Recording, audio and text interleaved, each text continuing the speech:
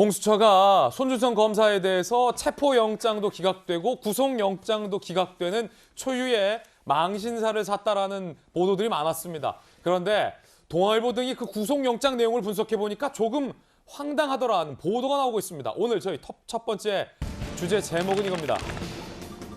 고발장 작성자도 공모자도 성명불상. 누가 작성했는지 모른다는 겁니다.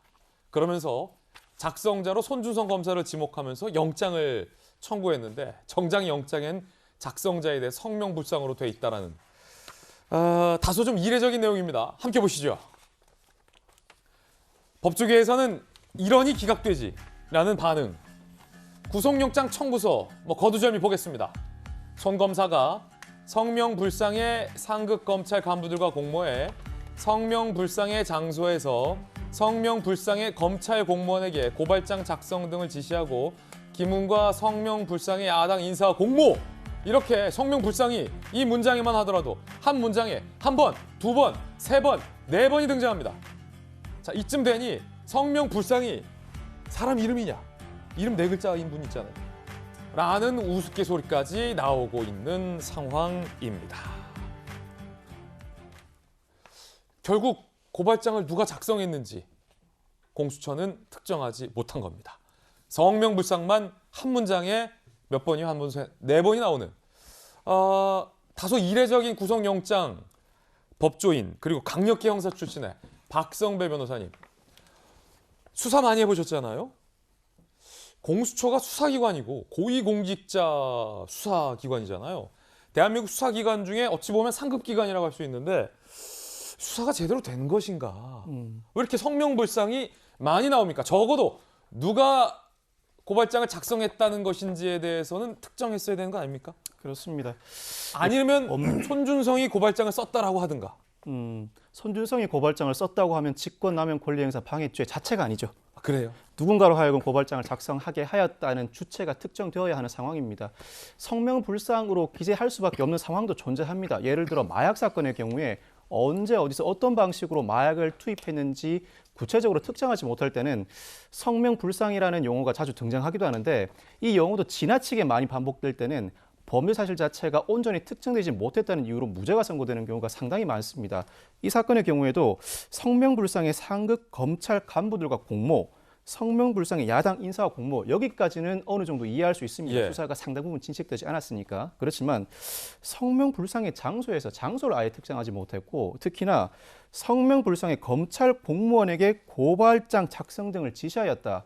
직권남용 권리행사 방해죄는 손 검사 스스로 고발장을 작성하였다고 성립하는 범죄가 아닙니다. 손준성 검사 당사자 외에도 그 지시를 받는 부하 직원이 존재하고 부하 직원이 부당한 압력을 받아 고발장을 작성하였다는 점이 명시되어야 합니다. 그게 핵심이다. 그 부분이 핵심인데 누가 도대체 지시를 받고 고발장을 작성하였는지 전혀 특정하지 못한 상태라면 이는 범죄 사실 소명 자체가 이루어지지 않았다고 평가할 수 있습니다. 그러면 박 변호사님, 누가 어디서 어떻게 고발장을 작성했는지에 대해서 하나도 없다는 거예요? 적어도 지시를 받은 부하 직원 당사자는 특정되어야 합니다. 그 최소한의 요건입니다. 그게 누가고 어디서도 없고 누가도 없고 어떻게도 없다. 그렇지 않으면 직권남용 권리행사 방해죄 자체가 성립할 여지가 없습니다. 그러네요. 범죄 사실 소명이 부족하니까 구속의 필요성인 도주 우려나 증거 인멸의 우려를 논하기도 어려운 상황이라고 평가할 수 있습니다. 자, 이 질문은 돌다리도 두들기는 질문이에요. 혹시 몰라서 드린 질문인데 혹시 성명불상이 저희들이 아는 특정되지 않아서 누군지 모른다라는 뜻 맞죠? 그렇습니다. 아까 제가 우스갯소리처럼 말했던 성명불상이라는 사람이 있는 거 아니죠? 검찰 내에. 성명불상이라는 사람이 존재하기는 어렵죠. 예. 모른다는 뜻 맞는 거죠? 특정되지 않았다는 의미입니다. 모른다는 의미로 해석하는 것이 합당합니다. 그러면은 핵심적인 수사가 빠졌다는 내용이네요. 네. 아니 그러면 김영주 의원님, 네. 핵심적인 내용이 빠졌고 이에 대한 수사가 이루어지지 않았는데 도대체 공수처는 어떻게 윤석열과 손준성이 고발 사주의 핵심이다라고 구속영장까지 손준성 검사에게 청구할 수 있었던 거죠? 뭘 근거로, 어떤 자신감으로? 이런 질문이 아무래도 나오잖아요, 이제 사실은. 그렇죠. 그러니까 그 조수원 씨의 주장 그 하나만 믿고 가는 것이죠. 그다음에 이제 실제로 그런 의미에서 김웅 씨를 빨리 조사를 하는 게 필요한 것 같고요. 김웅 의원을. 다만 지금 여기서 무리했다라고 하는 것은 실제로 보면 이제 뭐 조사를 하겠다고 불러들였을 때 손준성 검사가 이런저런 이유로 자꾸 시간을 끄니까 네. 조금 수사를 빨리 해야 되겠다라는 의지의 표현으로 보여지는데 그렇다 하더라도 아무리 이제 뭐 그런 수사를 빨리 해야겠다는 의지가 있다 하더라도 체포영장 자체가 기각된 상태에서 바로 그것도 주말에 구속영장 치는 것은 적절하지 않았다고 보고 또 그런 의미에서 김웅에 대한 수사라든지 손준성에 대한 수사가 이루어지지 않은 상태에서 그 윗선 즉 윤석열과 연관을 이야기하는 것은 조금 두 단계의 부실함을 전제로 한다라면 무리수가 있다고 볼 수가 있겠죠. 네. 오늘 조선일보의 한 법조인이 한 문장 안에 불상이 4번 등장하는 건 처음 본다라는 비판의 인터뷰를 하기도 했습니다.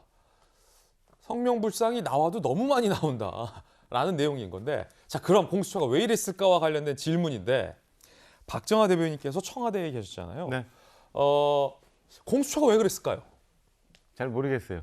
농담 삼아 말씀을 드리면 그래서 민주당 지도부가 하라는 대로 하는 거 아니냐라는 일각의 비판적인 시각이 나올 정도로 야당은 그렇게 저는, 비판하고 있죠. 저는 공수처가 그동안 압수수색한 지도 굉장히 오래됐고 이 건에 대해서 뭐 국민적 관심도 많고 그다음에 여당에서는 굉장히 많이 공격하고 있고 심지어는 야당의 유력 대권 후보도 관련돼 있다라는 얘기까지도 막 공공연히 했는데 공수처라는 게 그렇잖아요. 진짜 아까 말씀하신 것처럼 정말 최고의 수사기관이야 되고 굉장히 예리한 칼로 필요한 부분만 싹 도려내야 되는 그런 기술을 갖고 있을 거다라고 국민들은 다들 생각하고 있었는데 이거는 무슨 막 어떤 좀 음식 재료를 갖고 이겨놓은 듯한 네. 그런 느낌이라서 공수처가 왜 저렇게 하고 있나 수사 능력이 과연 있는 건가 아니면은 공수처가 지금 국민들이 생각하는 것처럼 정말 추상의 자세로 정말 범법자들을 잡아낼 만한